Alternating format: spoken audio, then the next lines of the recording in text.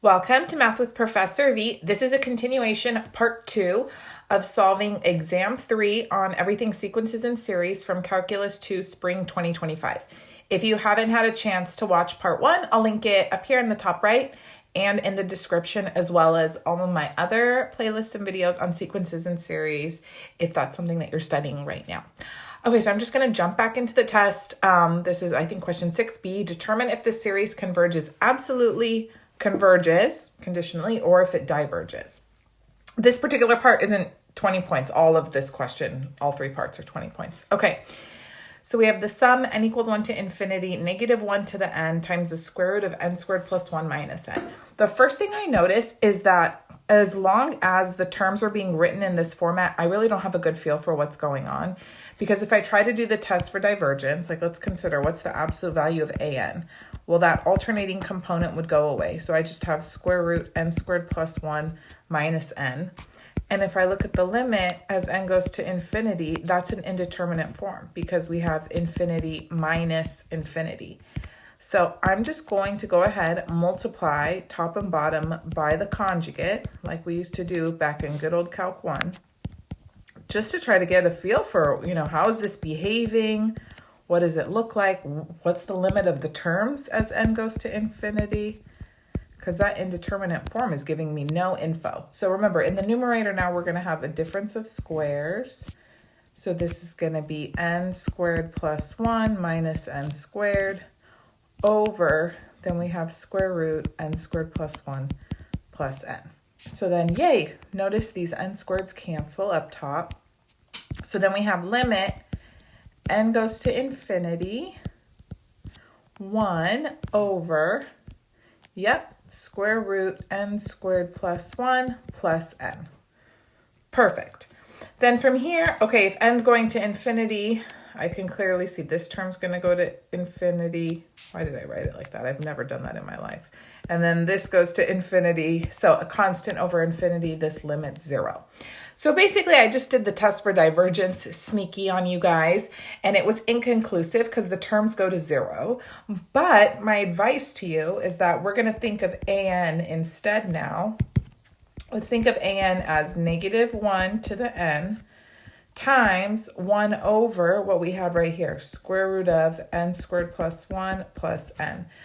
Let's use that form instead of the way it was given to us, because that's going to help us decide what test to use moving forward, okay? So at this point, when I'm looking at the absolute value of an, remember that alternating part goes away, so you just have 1 over square root n squared plus 1 plus n. This is giving me p-series vibes, just with a little bit of extra stuff. So which p-series should I compare it to? As soon as that starts happening, I go, maybe it's time for limit comparison test. Well, don't pick 1 over n squared because remember, this n squared is underneath the square root. So it's really only growing as fast as n to the first. So I'm going to do limit comparison test and compare with who? Our good friend, the harmonic series, which is the sum n equals 1 to infinity of 1 over n. And you got to tell the people who it is and how you know what it does. It's harmonic and it diverges. It's a special p-series, p equals 1, but it gets its own name, this little weasel. Okay, so time for limit comparison test. Here we go. So I'm going to take the limit as n goes to infinity of absolute value of a sub n, which is right here. So 1 over square root n squared plus 1 plus n over the terms of the harmonic series, 1 over n. And then let's evaluate this limit. So that n, when I divide by 1 over n, it's actually going to flip and come up here.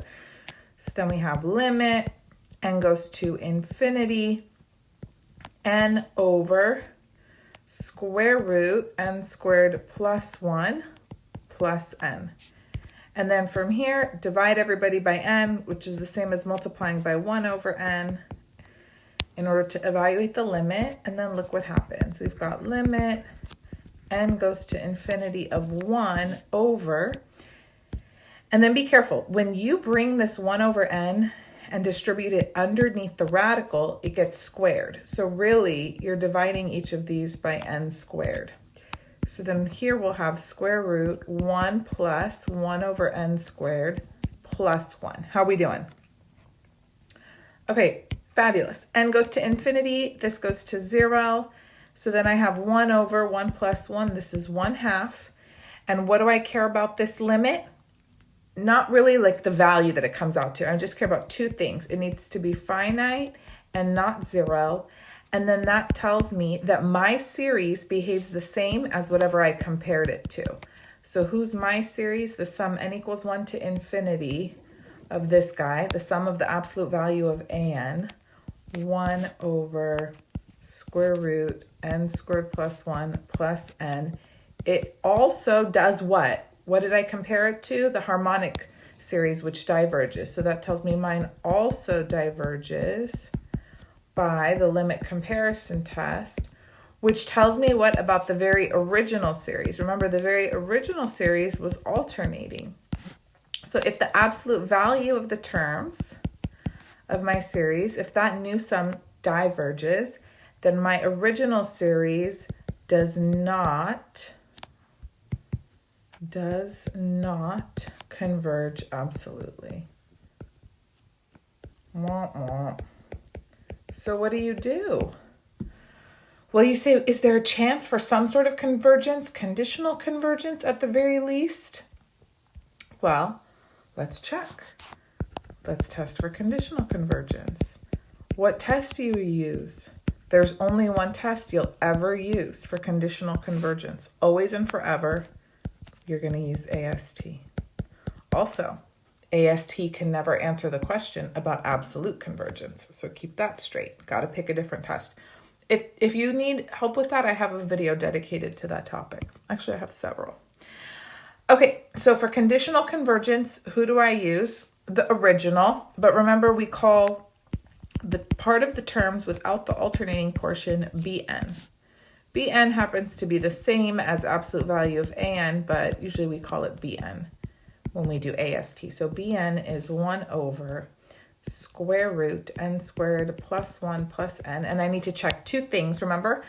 First thing I check is Bn decreasing. So we want to compare Bn plus 1 with Bn. So Bn plus 1 would be 1 over the square root of n plus 1 squared plus 1 plus n plus 1. Oh, wow. Well, obviously that's going to be smaller than Bn because notice the only thing that changed was the denominator. I got more terms in it, right? And if you can show Bn plus 1 is less than Bn, then of course it's decreasing. Bn is decreasing. And the second thing I need to check is what's the limit as n goes to infinity of Bn, which is 1 over square root n squared plus 1 plus n. Well, constant over something getting big goes to 0. Perfect. So that tells me the sum, n equals 1 to infinity, negative 1 to the n over square root n squared plus 1 plus n. It converges by the alternating series test, right? So to answer the original question that was posed to us, what does my original series do? Does it converge absolutely? No. Does it converge conditionally? Yes. So converges conditionally on the condition that it's an alternating series. Exactly. Okay. It's almost like a little logical exercise that you need to really understand well conceptually to know how to set these up and proceed. Okay, one more. We have the sum n equals 1 to infinity 4 times n factorial squared over 2n factorial. Again, we're doing absolute condition. Now, as soon as I see factorials, I go, aha, we are going to do the ratio test. And I love the ratio test, especially for doing absolute and conditional convergence, because it's what I like to call an all or nothing test. As long as you don't get an inconclusive result, like your limit isn't 1, the ratio test will tell you that your series converges absolutely or that it diverges. That's it. Those are the only two options. So you don't have to do AST after. Isn't that great? Okay, so we need the limit. N goes to infinity. Absolute value, a sub n plus 1 over a sub n. I don't see anything with negatives or whatever, so I don't need to write down absolute value. There's not even an alternating term. So 4n plus 1 factorial squared over, be careful, 2 times n plus 1 factorial. Don't forget these parentheses, okay? Watch out. I'm going to put the watch out eyeballs so you don't forget. Then divided by a sub n is the same as just multiplying by the reciprocal of a sub n, which is 2n factorial over 4n factorial. I'll write it twice like that if that helps you, right? When it's squared, that's all that means. Okay, so let's break it all down so we can have ourselves a little cancel party. So limit n goes to infinity. You guys, I just can't help myself. Let's just start the party a little early. Okay, n plus 1 factorial squared in the numerator means I got 2 of them. So I'll break it down as n plus 1 times n factorial, and then again, because I got 2 of them. Here's where you have to be careful. This 2n plus 1 factorial, when you distribute, it becomes 2n plus 2 factorial in the denominator. So when you're breaking that down, you'll have 2n plus 2. What's one smaller? 2n plus 1. Keep it going. Now I'm going to stop here at 2n factorial because I see the 2n factorial over there. Okay, perfect. And then I think everything's broken down, right? And we are cancel party ready. Yes, who brought the ice? Okay, you know, the most trusted person brings the ice because you need them on time and you need them to not flake. So if you're asked to bring ice, what time? So n factorial, both of you are gone. What else? 2n factorial. Ooh, and there's something more, but let's hold on a second till we get there. So we have limit n goes to infinity. We have n plus 1 times n plus 1 over, now here's the exciting thing. I can take a 2 out of this guy and then have 2 times n plus 1, 2n plus 1. The canceling fun just will not stop. Boom, boom. And then we've got limit n goes to infinity, n plus 1 over, that's right, 4n plus 2. Multiply by 1 over n, top and bottom. And then we've got limit n goes to infinity, 1 plus 1 over n over 4 plus 2 over n. So 1 over n and 2 over n will go to 0, 0. And then I'm left with 1/4. Now, what do I care about 1/4? Well, I just did the ratio test. So since that limit is less than 1, then that tells me the sum. N equals 0 to infinity. What was it? Oh, 1 to infinity. Excuse me. 4 times n factorial squared over 2n factorial converges. Absolutely. Exactly. Okay, find the interval of convergence of the series. Most of the time, when asked to do this, you should proceed with ratio test. Once in a while, root test is better, but it's so rare. Okay, so we need limit n goes to infinity, absolute value of a sub n plus 1. So it's going to be x minus 1 to the n plus 1 over 2 plus 4 times n plus 1 times 2 plus 4n. I'm dividing by a sub n. Over x minus 1 to the n. Now, let's see. Limit n goes to infinity. We have absolute value. You got to keep the absolute value because x could take on, you know, any real number value, which includes negatives, guys. Over, this is 4n plus 4 plus another 2. So 4n plus 6 times, let me write it in the same order. 4n plus 2 over x minus 1 to the n. Okay, let's see here. X minus 1 to the n cancels. And then I'm taking the limit as n goes to infinity. So in this limit, x minus 1 is a constant. So I'm going to keep the absolute value on it, but take it outside the limit. So I have absolute value x minus 1 times the limit n goes to infinity, 4n plus 2 over 4n plus 6. And then multiply everybody by highest power, or divide by highest power of n in the denominator. So we have absolute value x minus 1 times the limit as n approaches infinity, This is 4 plus 2 over n over 4 plus 6 over n. These guys go to 0. This is just going to be 4 over 4, which is 1. So we have absolute value of x minus 1 times 1. Okay, we just did what test? Ratio test. So in order for the series to converge, this limit, absolute value x minus 1, must be less than 1. So rewriting that, absolute value inequality without the absolute values gives us x minus 1 is less than 1, and then copy that same inequality facing the same way on the other side, and you have negative 1 over there.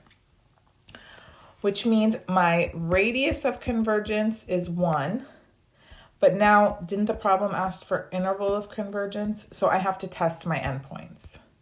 Yes, it asked for the interval. So let's test endpoints. X equals 0 and x equals 2. I'm just blazing through this. Like I said, if you want an intro lecture, they're all linked in the description. So x equals 0, you're going to come back, plug it into the original sum. So if x equals 0, we have the sum n equals 1 to infinity, 0 minus 1 to the n over, I forgot what was the rest, 2 plus 4n. Okay, well this is an alternating series, so we're going to use AST. Bn is 1 over 2 plus 4n. So I want to check, is Bn decreasing? So Bn plus 1 would be 1 over 2 plus 4 times n plus 1. Clearly that's smaller than the original Bn because the denominator got bigger and nothing else changed. So it's decreasing. Sure is. And then the second thing I want to check is the limit as n approaches infinity of Bn equal to 0, and it is, right? You have a constant over a denominator that's going to infinity, so that's 0. So then that tells me that the sum, n equals 1 to infinity, negative 1 to the n over 2 plus 4n converges by the alternating series test.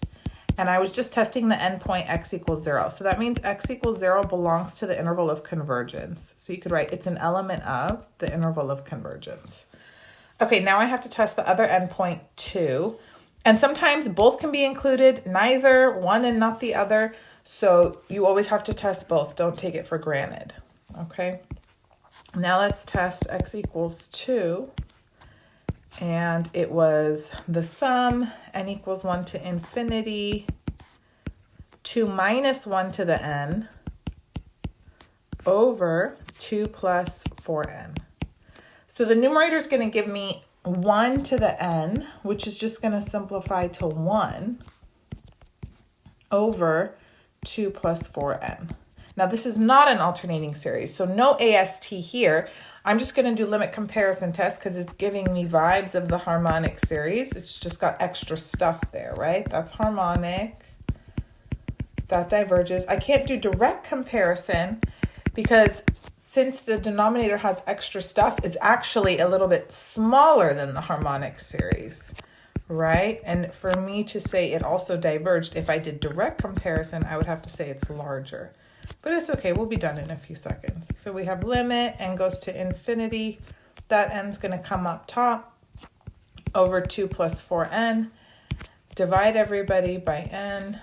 Divide everybody by n. Then this is limit, n goes to infinity. 1 over 2 over n plus 4. This will go to 0. I get 1/4. What do I care about 1/4? Simply that it's finite and not 0. So then both series do the same thing. So then that tells me that the sum, n equals 1 to infinity, 1 over 2 plus 4n, also diverges, right?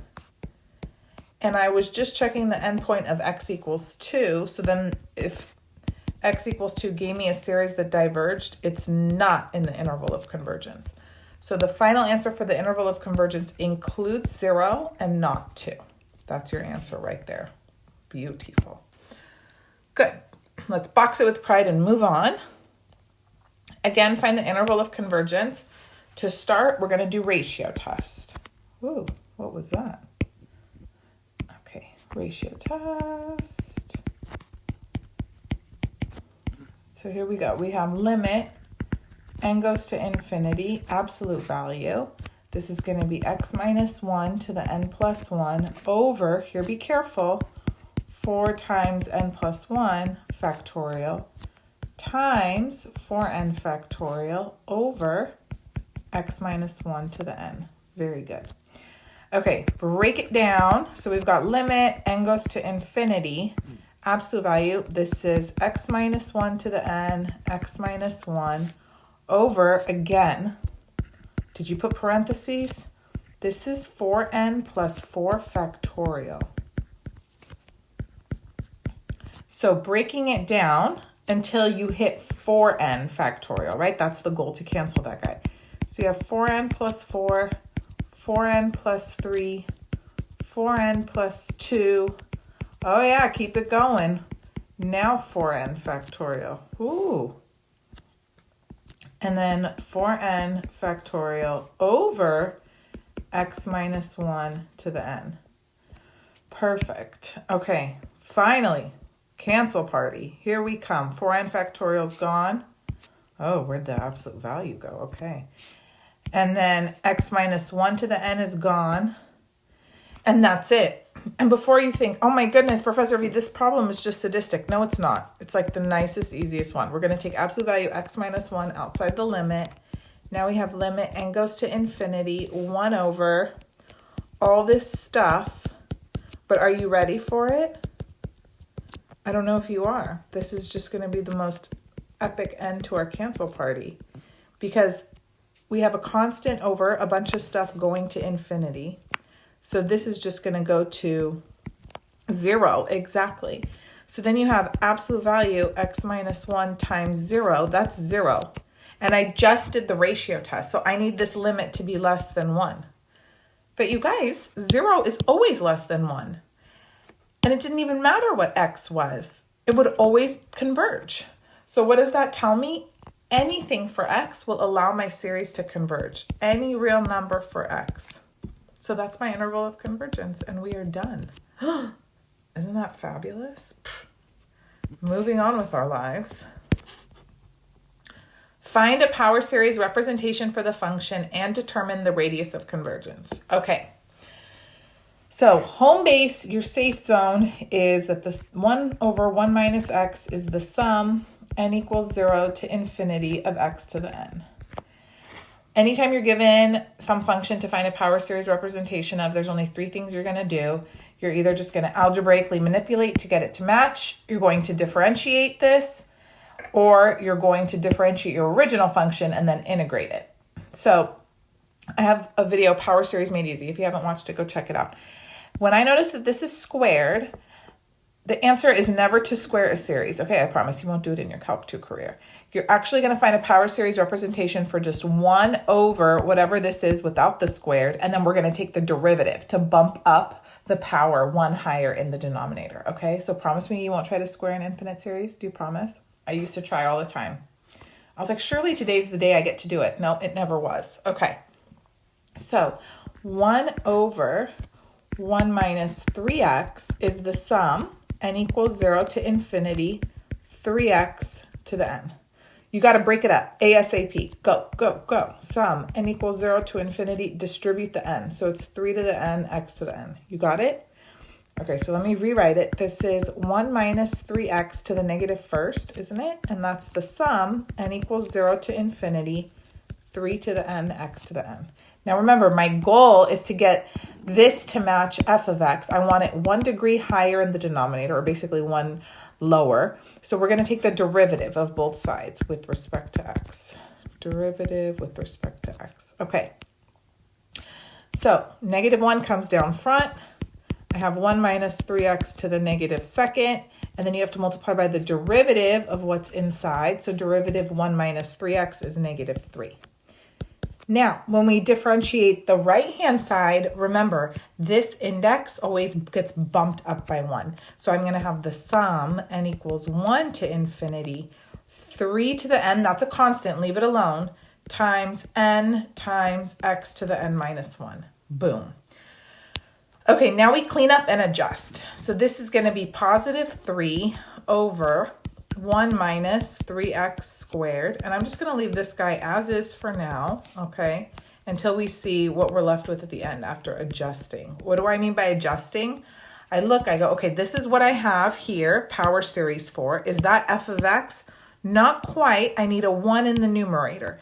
So to get rid of the 3, let's multiply both sides by 1/3. Last time I checked, 1/3 was 3 to the negative first. So then let's see. This is 1 over 1 minus 3x squared. That equals the sum, n equals 1 to infinity. I can combine these exponents here. So I'll have 3 to the n minus 1 times n times x to the n minus 1. And then you want to try, if possible, to write x to the n at the end or clean up as much as you can to make it look aesthetically pleasing. So I'll just say, okay, this is f of x like you all wanted. I hope you're happy. And then I need these to go up by 1, all of them. Add 1, and then I'm going to start 1 lower. They always move in opposite directions. If you want an explanation why, you know I have a video, but we don't have time for it here. So n equals 0 to infinity, 3 to the n times n plus 1 times x to the n. And there you have it. And then it did also ask for the radius of convergence. Are we good? Okay. So going back here, remember this power series converges so long as absolute value of x is less than 1. So that's your radius of convergence there. So what did we have? In our case, we had 3x raised to the n. So we need absolute value of 3x to be less than 1, which means x absolute value needs to be less than 1/3. That's your radius of convergence. So we can write that down right here. But you don't need to do ratio test or whatever. Simply take a peek over here. Whatever stuff is raised to the n, you take absolute value of that and make sure it's less than 1. Okay? Good. So that's one way to find a power series representation of a function. Here's another scenario when your function has a natural log in it. And this scenario also is the same as if your function had tan inverse in it. So remember, like our safe space is 1 over 1 minus x is the sum, n equals 0 to infinity of x to the n, right? So how do I get this to resemble that? Like this ln is nowhere near it. So let's take the derivative first. So f prime of x is going to be 1 over 4 minus x, and then by the chain rule, I have to multiply by -1. So I've got -1 over 4 minus x. Okay, looking good. It's just I have a 4 here, and I need it to be a 1. So you're going to factor it out. You're going to have -1/4 times 1 over 1 minus x over 4. Okay? So now can you write a power series representation for this? Oh, you bet. -1/4, that's just a constant. And then we have the sum, n equals 0 to infinity. This time, all of this is going to go in the parentheses to the n. If you want, you can find the radius of convergence right now. Why not? Shoot. Absolute value x over 4 has to be less than 1. So absolute value of x has to be less than 4. Boom. That's your radius of convergence. Okay, clean up a wee bit. So remember, this is f prime of x. It's -1/4 times the sum, n equals 0 to infinity, x to the n over 4 to the n. And then, yeah, you do want to bring this 4 inside so it could be reunited with 4 to the n. Because it's so lonely cold out there. Okay, n equals 0 to infinity, x to the n over, what is that? Over 4 to the n plus 1. Perfect. Okay, so look at us. We got a power series representation for f prime of x. Is that what we want? No, I need a power series for f of x. What to do? What to do? Yes, integrate both sides with respect to x. Here we go. Okay, so f of x is going to be, now don't have a panic attack. I know it really just looks worse than it is. All of this is just going to give you coefficients. I'm integrating with respect to x. So these are all constants. Ignore. Just add 1 to the exponent, divide by the new exponent. Copy everybody down. Don't change a thing. So negative sum, n equals 0 to infinity. Add 1 to the exponent, divide by the new exponent, and that's it. Just don't forget you need a plus c, don't you? You sure do. Okay. How are we doing? So how do you find c? We're going to plug in 0 for x because that's where this power series is centered. Remember, f of x was ln 4 minus x. go away. So f of 0 would be ln of 4 minus 0. So that's going to be negative sum n equals 0 to infinity 0 to the n plus 1 over, who really cares, plus c. This is all just going to be a bunch of zeros, right? So I have now ln of 4 equals c. Perfect. So then f of x equals negative sum n equals 0 to infinity x to the n plus 1 over n plus 1, 4 to the n plus 1 plus ln of 4. And then can I rewrite it so that everybody's to the n? Oh yeah. So these will all go down by 1, and then we'd have to start 1 higher. And you guys, let's put the ln 4 in the front. It'll look so much more lovely and elegant. So f of x equals ln of 4 minus the sum n equals 1 to infinity x to the n over n times 4 to the n. Radius of convergence was 4. Yay! Good job. Okay. Next, find the Taylor series generated by f at x equals a. So remember our formula for Taylor series, it's the sum n equals 0 to infinity, the nth derivative at a times x minus a to the n over n factorial. So let's make a table so we can see the pattern. So you write nth derivative at x, and then nth derivative at a, which is in this case 4. And usually to start, I'll do n goes from 0, 1, 2 to 3. Unless I have like a cosine or sine where I know a bunch of them are going to zero out, but that should get the ball rolling. Straighten up, please. What's with this crooked line? Okay, here we go. Get it together. Okay, so the 0th derivative is just the original function. Then one derivative would be 7e to the 7x. Two derivatives, don't write 49, write 7 squared. You're trying to see a pattern. 3 derivatives, 7 cubed. And then we need it evaluated at 4. So this would be e to the 28th, 7e to the 28th, 7 squared e to the 28th, 7 cubed e to the 28th. Okay, so I'm kind of seeing a pattern. It looks like this is just going to be 7 to the n e to the 28th. So that's probably all I need to plop in here. So you could kind of bypass listing out term by term, but let's just do it to make sure nothing cancels or whatever, but I can already tell it won't. Okay, so f of x is going to be, starting with n equals 0, you'll have e to the 28th, x minus 4 to the 0 over 0 factorial. Plus n equals 1, now you're going to have 7e to the 28th, x minus 4 to the 1st over 1 factorial. Very good.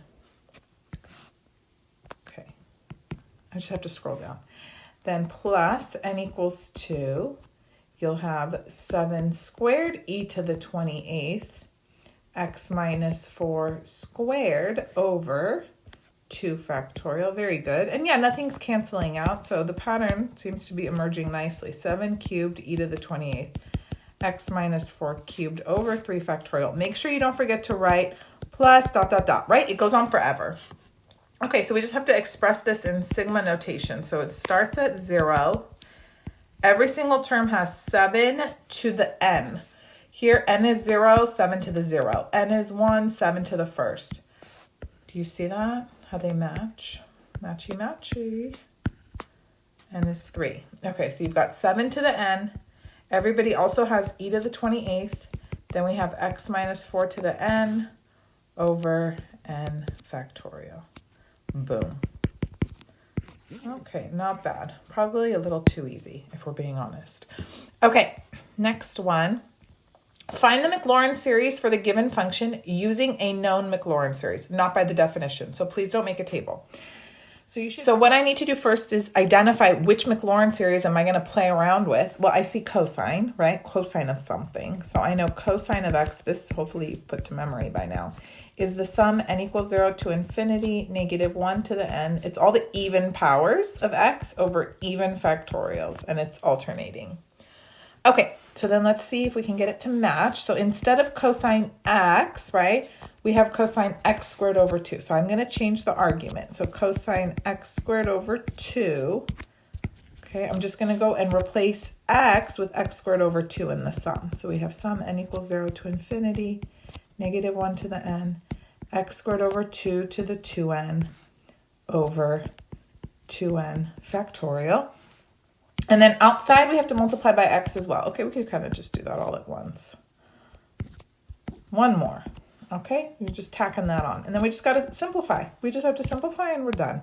So the key is, did you know the Maclaurin series representation for cosine, and then can you simplify? So when you raise a power to a power, you're going to multiply. This is going to be x to the 4n, but then we have this x to the first, so 4n plus 1. And then I don't want to write a fraction in the numerator. So this 2 to the 2n, I'm putting it down here. Okay? 2 to the 2n, and then 2n factorial. And you're done. That's it. Whew, relaxing. Relaxing. Last one, extra credit. Find the power series representation of the function. So let's go ahead. Let's let f of x be natural log of 1 plus x to the 5th over 1 minus x to the 5th. And before I go ahead and take the derivative, let's use our log properties to expand and make it a little easier. So I could write it ln 1 plus x to the 5th minus ln 1 minus x to the 5th, okay? So now let's go ahead and take the derivative. Derivative of ln something is 1 over the something, and then I have to multiply by derivative of the inside, which is 5x to the 4th, minus, very similar over here, 1 minus x to the 5th, and then negative 5x to the 4th up here. So notice f prime of x is 5x to the 4th over 1 plus x to the 5th plus 5x to the 4th over 1 minus x to the 5th. Now you could technically get a power series representation for each of these guys, and then we would have to combine them into one power series at the end. And the algebra is a little tedious. What's kind of inspiring me is, since these denominators are conjugates, if I get a common denominator, it'll look really nice, and then I can just get a power series representation for exactly only one expression. So why not? Why not give it a go? Here we go. So then f prime of x is equal to 5x to the 4th minus 5x to the 9th plus 5x to the 4th plus 5x to the 9th over, the denominator is going to be 1 minus x to the 10th. Yes? Great. So 5x to the 9th cancels. And then this is going to be 10x to the 4th over 1 minus x to the 10th. Okay, we can find a power series representation for this. This would be 10x to the 4th times the sum, n equals 0 to infinity, x to the 10th to the n, right? Yes. So f prime of x is 10 times the sum, n equals 0 to infinity. Let me bring that x to the 4th inside. So this would be x to the 10n plus 4. Very good. Now this is power series for f prime. I need power series for f of x. So integrate, integrate. So then f of x is going to be 10 times the sum, n equals 0 to infinity. This will be add 1 to the exponent, 10n plus 5. Divide by the new exponent, and then don't forget you have plus c. Woo! Okay, we're almost there, guys. So f of x was ln, what was it? 1 plus x to the 5th over 1 minus x to the 5th. Okay. So f of 0 would be ln of 1, which would be, I'm trying to solve for c, 10 times the sum of a bunch of zeros plus c. So c is just 0 in this case, right? ln of 1 is 0. Okay, so then at long last, we could say f of x is 10 times the sum, n equals 0 to infinity, x to the 10n plus 5. Ooh, I can factor a 5 out down here, and then that's 2n plus 1. And then this 5 can cancel with the 10. Yep, and then now you have 2 times the sum, n equals 0 to infinity, x to the 10n plus 5 over 2n plus 1. Boom. Fabulous. Okay, so that concludes the video.